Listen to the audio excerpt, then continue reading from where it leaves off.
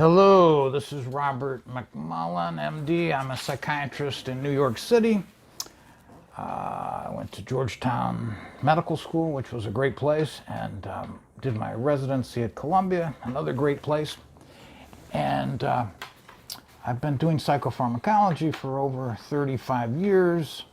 And the last 10 years, I've also added TMS, transcranial magnetic stimulation, which I added because some people, you just hit a wall where you just can't get them better, and you've tried everything. So this is one more modality.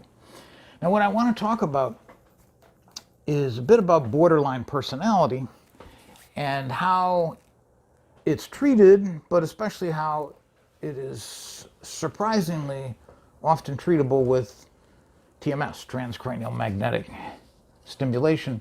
And there's some other ways of treating certain personalities and predictors of response.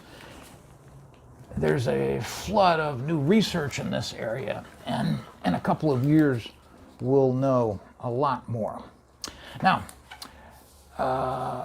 with a borderline personality disorder, I never liked that diagnosis too much because it seemed like whenever a psychiatrist didn't like a patient and the patient wasn't doing well, they call them a borderline. It was sort of throw them into a basket.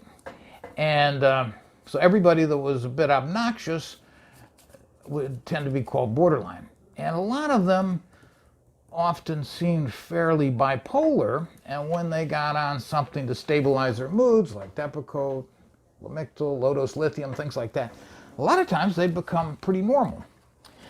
However, there are some people that I suppose do fit into this diagnosis because it's been studied and validated for years.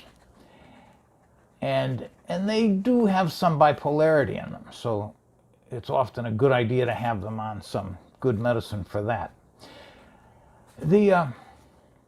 The best screening questions is to ask, do your friends and family, do they complain that your moods swing a lot and you're a lot of trouble because your moods are swinging a lot?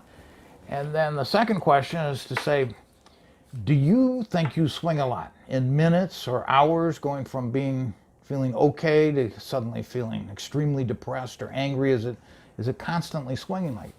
And those are pretty good screening questions, and they may hit at the heart of what the problem is in borderline personality. So Mood. So what is the normal rate? Normal rate of mood swings? Yes. Well, most people stay feeling pretty good all day long. If your wife beats you, you may have a sudden mood swing and get very depressed or angry, and or if she threatens to divorce you, you might get. But if nothing really bad happens, people stay pretty stable all day long. And then there are periods. There was a guy named Eastwood, I think, back in the 70s in Toronto, where he found that people with no mood disorders, people in the community, would cycle, and they'd have weeks of feeling slightly above normal, and then days or weeks when they'd be a little above normal, a little flat. And then in the flat periods, they wouldn't like their job too much. And then in the good periods, they'd feel more positive about things. So we may all cycle. And then those who have a bigger amplitude with the cycling, then we call those mood disorders when it gets in the way.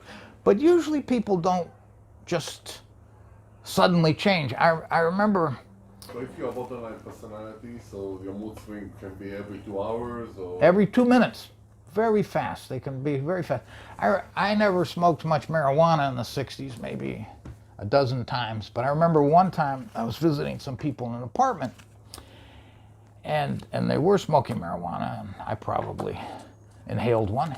And a woman that was there who I didn't know was visiting, and somebody said something she didn't like, and she just exploded and took something and threw it right through the window. It broke the window. Now that's a borderline personality, and I was afraid of her after that. But I'll give you some of the characteristics. But this doesn't happen in all of them. Some of them are pretty well behaved and don't cause a lot of trouble, but they're just tortured by the mood swings and feelings of emptiness and things like that.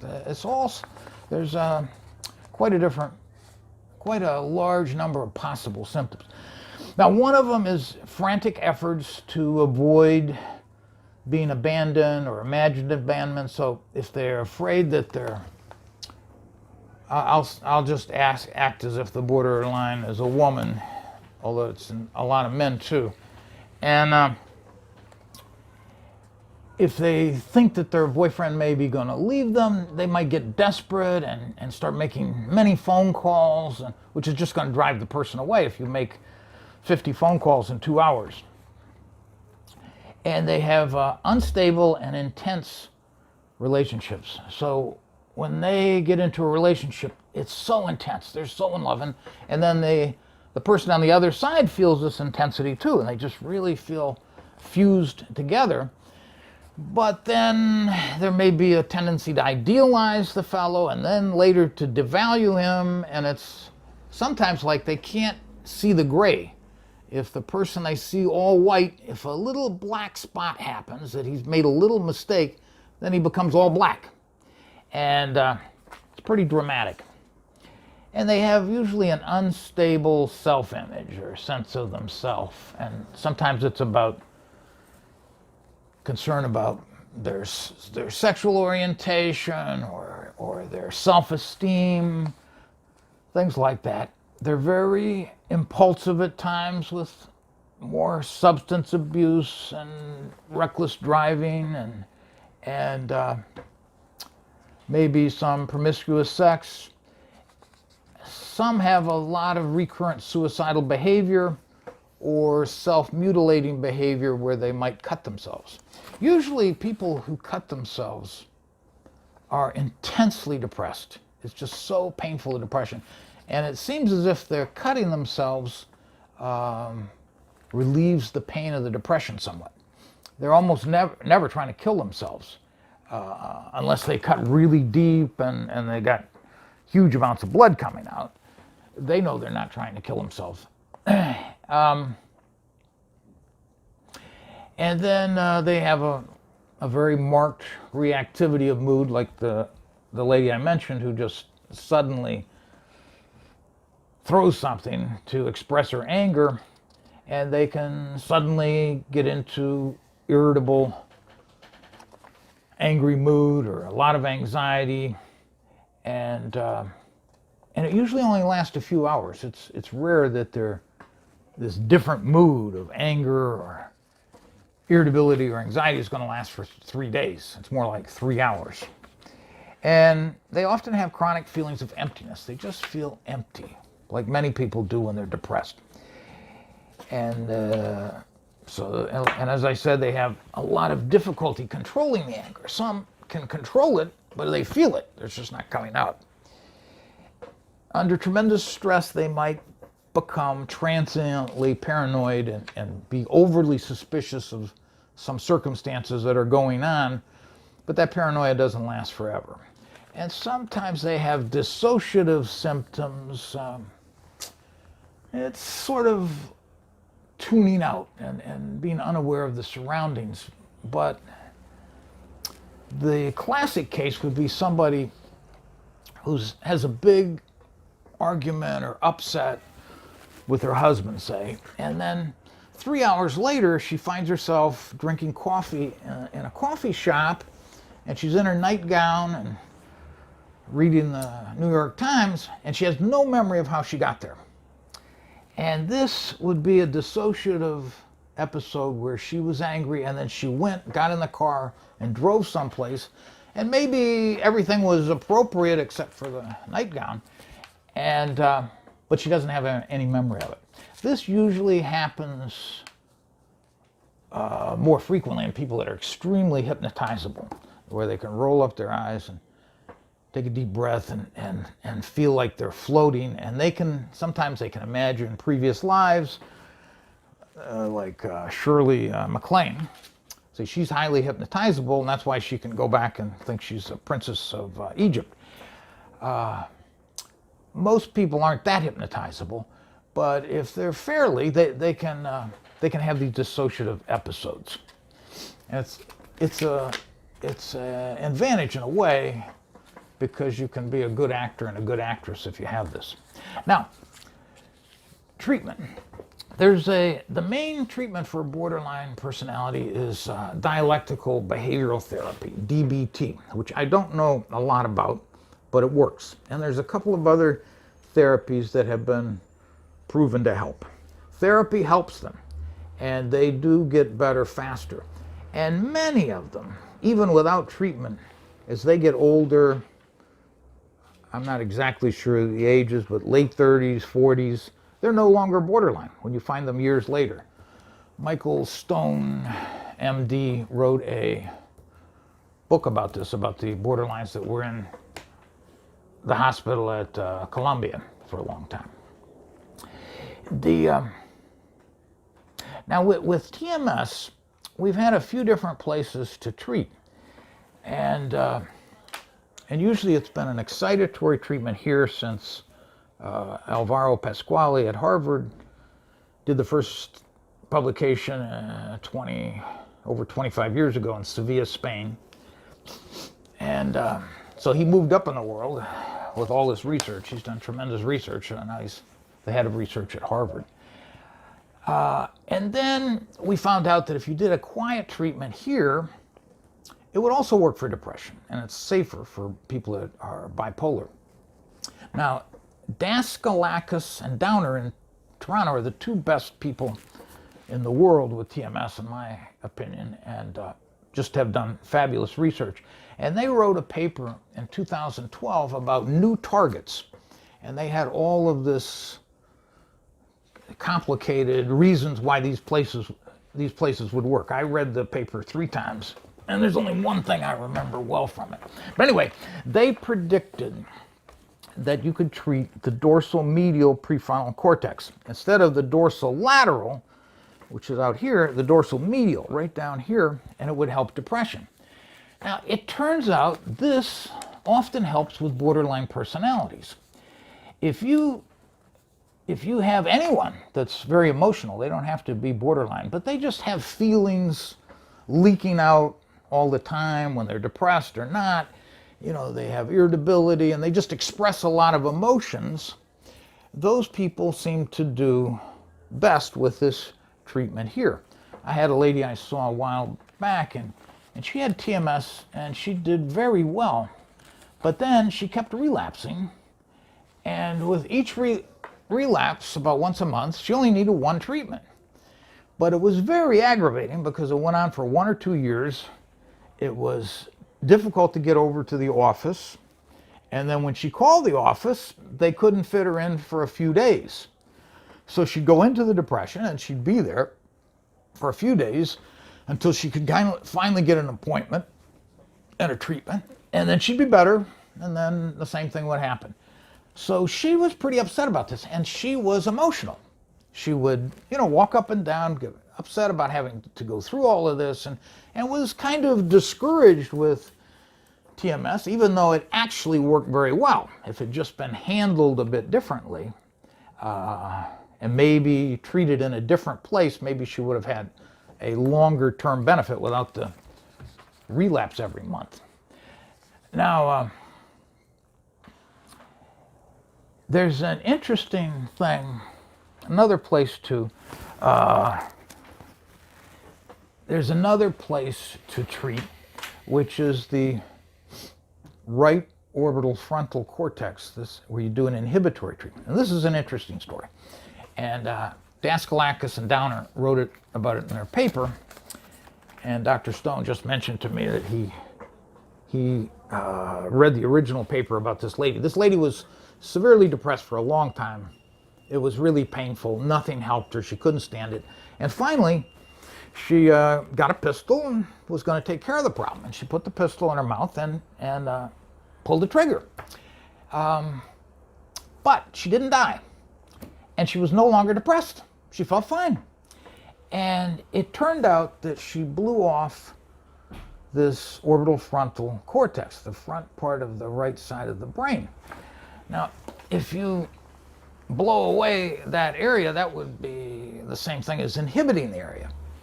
So what they said was maybe if we just inhibit the area, that will help depression, which is pretty logical. Now, they had some other reasons, which I can't remember. That's the only part of the paper I remember offhand. And so they began doing studies both up here and down here. Now, the people that do well with this are the opposite of these highly emotional people. They're more cautious people that are careful. They're not loud. They're quiet, and maybe a little obsessive compulsive style in their personality. And the reason for this is very interesting. When you get ideas that are a little wild, a little risk-taking, that you're going to go learn how to skydive, or you're going to take up rock climbing, or you're going to go have affairs, or you're going to go take drugs, or you're going to go to your boss and tell her what you really think of her. Now, all of these have to have some opposition in the brain, and the opposition comes up here from this right orbital frontal cortex. It comes in, and it's sort of a negative input, and saying, wait a minute, is this really a good idea? You know, this is risky, this might happen. And that's just a natural thing that we have built into us. But it appears that if this is hyperactive and sending up too much of this negative evaluations, then the person gets very depressed. And the treatment for that person is to inhibit this. And that works, and now more and more people are using these two generally, pretty generalized, different personality characteristics to predict where to treat. With the TMS, right? With the TMS, yeah. And I often combine, since the inhibitory treatment here works for TMS, and this inhibitory treatment here, I often do both because I can't see how they would interfere with each other, since they're both inhibitory and they're in two different places. I wouldn't want to do an inhibitory and an excitatory too close together. There was another thing that I was thinking about. Well, one is that you can treat the pre-SMA. There's a motor area, and the motor area this is the front of the brain, and then right down here is the motor area, and then there's the supplementary motor area that also has something to do with movements and things. But it's this area that we actually do the movement and make the movement from here. And then there's something called a pre-supplementary motor area that's about here. And in this area, if you do a inhibitory treatment, it helps OCD. And this was established by Mantovani and Holly Lisenby at Columbia a few years ago. And that's one place that it works. Another place is to do this inhibitory treatment on the right orbital frontal cortex. So that works for both OCD and depression. And a third place is here. And the deep brain stimulation with the BrainsWave deep stimulation helmet. It's a helmet that goes over the head, and the coils are arranged in such a way by a physicist named Yitzhak Roth in Jerusalem, so that the magnetic field goes 6 or 7 centimeters into the brain instead of 2 or 3. And in many psychiatric disorders, this cingulate gyrus is dysfunctional. These are all gyri on top of the brain, but there's another Yeah, no, oh, I'm sorry. There's another gyrus underneath, and this is always dysfunctional, and it's part of something called a salient network. And there's another area that's always dysfunctional. It's called the insula. It's also a second layer underneath these gyri, another gyrus area, but for some reason it's hard to, people don't seem to show it on the models. These two are the main nodes of the salient network, and they're dysfunctional in almost every illness. And the Brainsway helmet is seeking to treat this and interrupt this. Interrupting the signals that are going on in these networks may be how these work, and then the networks cure themselves, because we're doing a very little intervention for the amount of benefit you get. And also, when the Brainsway helmet is treating this, they're also doing the dorsal medial, that because the excitatory impulses are going through this, so you're treating depression at the same time. You know, we sometimes use, if they failed on other things, we'll use this H7 helmet for this. Now, an interesting thing happen is that every once in a while you have a patient with a bunch of different problems, OCD, an eating disorder, panic attacks, chronic depression, chronic anxiety, worrying and anxious all day long about every little thing, can't fall asleep because they're worrying about the next day. 5 or 6 or more different diagnoses, and I've had 2 of these people. And one of them I treated for 22 years, and I helped her a little bit. I took the edge off the anxiety and the edge off the depression, but you never expected her to become well. She's just going to see psychiatrists the rest of her life. And when we treated her, after only 14 treatments, she got normal mood. For the first time in her life, she wasn't depressed. But over the next 2 or 3 years, these other disorders gradually went away. The first year, she had to get 1 treatment every 3 or 4 months. She'd relapse, come in, get 1 treatment, and by a week later, she'd be back to normal. But the eating disorder gradually went away, the anxiety, and now she's normal. It's just unbelievable. And she's on much less medicine. That is astonishing. And I had another lady with a number of different problems that maybe were even worse and more long-lasting, and she also went into complete remission. Now, these people should stay on some maintenance medication. Now, who will not respond to TMS? There is one patient that will not respond to TMS, and that is somebody who has no cognitive distortions. This salience network that I mentioned, it's a loop of going through different areas of the brain, controls cognition. And so part of the reason people are ill is their cognition is off, or vice versa. The fact is, almost all psychiatric illnesses involve cognitive distortions. If you have depression, you have low self-esteem, you think you're worthless, or you don't like other people, or you make negative interpretations of what's happening in politics. It affects everything. If you're very anxious, even if you know you have panic attacks and it's not really realistic to have this much anxiety, still you're a little more fearful of the world.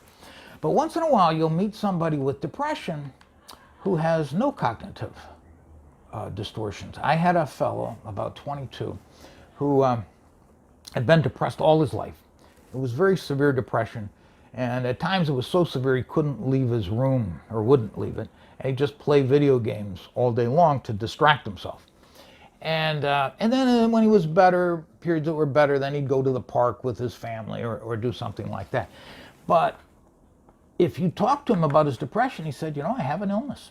I've had this for years, and I wish I could come out of it, and I feel bad that I'm dependent on my parents. But he didn't have low self-esteem because he knew, he wasn't functioning because of the illness. And there was just no negative, no distortion in cognition at all, which was really quite surprising considering how much he suffered. Although my assistant tells me now a few years later that he's doing better. You know, he's gradually gotten better and is going to college again. Anyway, but those people do not respond. I gave him over 70 treatments, maybe 100, I don't remember, but there was no benefit.